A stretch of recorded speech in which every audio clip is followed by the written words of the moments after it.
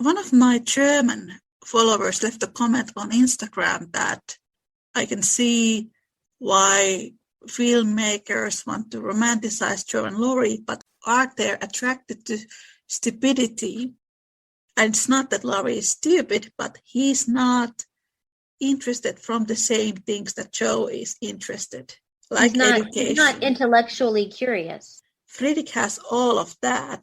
Which is another hallmark of a good relationship, is when you can teach each other things. You have enough things in common, but you have enough things that are different that you can share with each other. I read somewhere that the longest relationships that last are the ones where the couple share the same morals. Yeah. Like it's not sense of humor or it's not same interest. It's the same morals, the same values. And I 100% agree with that, because so next Saturday, I will be celebrating my 17th wedding anniversary. Congratulations. Thank you. And that's the thing is, like, me and my husband, we have very different interests, but we have the same value system.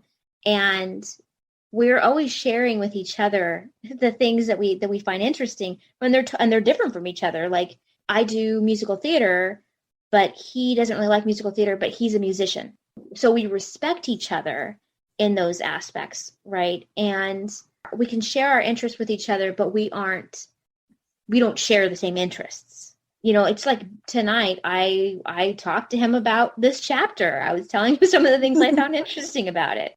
He has not read Little Women, but he's been around me enough that he's heard a lot about Little Women, you know? Aww. But like, it's that respect thing too. Like, he respects that I like to really delve intellectually into things. And so, I mean, I think that shared values and not necessarily shared interests are what is the most important thing. And I think it's funny is a lot of people, they try to, I think, base it too much on, oh, we both have to like sports, or we both have to like reading, or we both have to like, you know, I don't think that's it at all. I think that the biggest thing is you have to respect each other and have the same moral standing. I agree. And I think in Little Woman, the best part that describes it is the symposium. Because when Friedrich speaks about religion, it goes so deep into Jo's heart. She wants to stand up and clap for him. Yes. And I love that scene. It's not in any adaptation. I don't know why. I know millions of Jo and Friedrich fans who say that it's their favorite chapter, their favorite scene, Jo and Friedrich scene. Like some people like it more than the umbrella scene. It's such a good scene. And it shows how much they have that similar worldview. Well, and just like his behavior with Mrs. Kirk's children or with his nephew, these were the ways, the other moral foundations, value system foundations that they shared, because Jo just as much would be playing on the floor with the children, and that's not how everybody is. They shared that value system. Yeah, and somebody recently commented on Tumblr, people don't understand why Jo wants to start the school. In the book, there are so many scenes where Jo speaks about how much he loves young boys, how much he loves kids, how much he loves boys, how she adores boys. And there are like many scenes in many different chapters that really hint that Jo loves boys. Yes. And that Friedrich has 2 nephews, that's only a plus for Jo. Right, yeah. And to see how much he loves his nephews on top of that. Jo loves that he is a dad. I think it's because people don't know that, because, you know, it's not in the movies. And I understand why it's not in the films, because people don't want to see Jo wanting to be a mom. I think it's also that they need to cut more characters, right? It's they keep Mrs. Kirk's children because they needed her a reason for Jo to be moving, right? It's I'm gonna be teaching these children. But they cut his nephews from everything because it's too many extra scenes. Yeah. It's too much more to explain. And this is why we need a really good miniseries that is Little Women. And I mean, I know the other ones, the ones that have been made have their positive things, but a good film adaptation of a book is the 1939 Gone with the Wind. It's an excellent film version of a book, but it cuts a ton. And it's still very long, right? It's like a 3.5 hour film. But like it cuts lots of stuff out.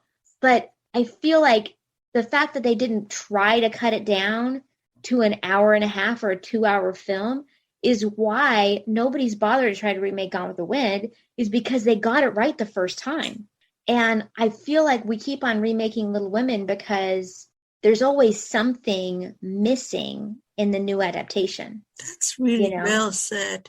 So I think we need a miniseries where we get these things that we don't have, where we get Laurie playing music, where we get Friedrich with his nephews. We get to know these characters more instead of it being mostly about Joe. It can be about Joe, but it can be about all the people that are important in her life.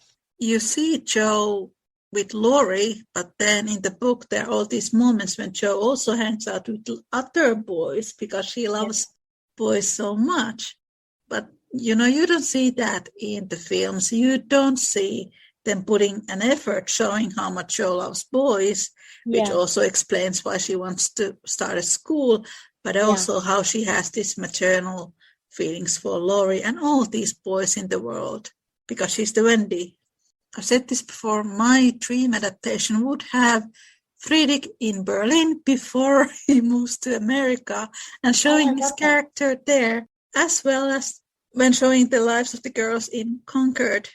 Oh, I love that. It's almost like we need like a prequel where we see the lead up of the March father before he goes away, right? Oh yeah. And because we also know that the March father is also kind of based off of Louisa May Alcott's dad and all of his weird things like Fruitland and like his weird pursuits that did not benefit his family financially, that actually kind of sunk his family. I have really mixed feelings about Joe's father because I don't think he's only based on Bronson, because Bronson was a teacher, then Joe's father is a minister. Oh, okay. But then there are also some similarities, but then there are also differences because I think Joe's father has much stronger work ethics than Bronson Alcott had. Oh yeah, for sure. Her dad's choices so much impacted the fate of the family, and the fact that Louisa May Alcott wrote the sensational stuff that she wrote, just like how Joe did, to help feed her family. I've been meant to read March by Geraldine Brooks because I think it tells about Joe's father when he was in the war, as a war minister. I thought that was really interesting. I think I want to read that one at some point because it's like a fictional story from Joe's father's point of view. In the book club mentioned that. I think they said that the marches were part of the Underground Railroad or something. And I, the interesting thing with that is that we do know that the Alcotts were a part of the Underground Railroad. I mean, but we know from reading Little Women that in that book, the marches were not a part of the Underground Railroad. So I'm sure that story is an interesting one to read. In the book club, I've been trying to figure out what direction people want to go as far as if we're going to read books and then discuss them, what books they want to read. And everybody pretty much wanted to read the sequels next. So our next book we're going to be discussing is Little Men, and then we'll do Joe's Boys. But I was really hoping people would be a little more interested in reading some of Louisa May Alcott's sensational works. The only one I've read so far is A Long Fatal Love Chase, which I thought was so much fun. I enjoyed it. But there's a number of them that are seems so fun to read. And so far, nobody's been super interested in that. And I also was hoping that maybe people might be interested in reading some of the biographies, but literally no one wanted to read any of the biographies.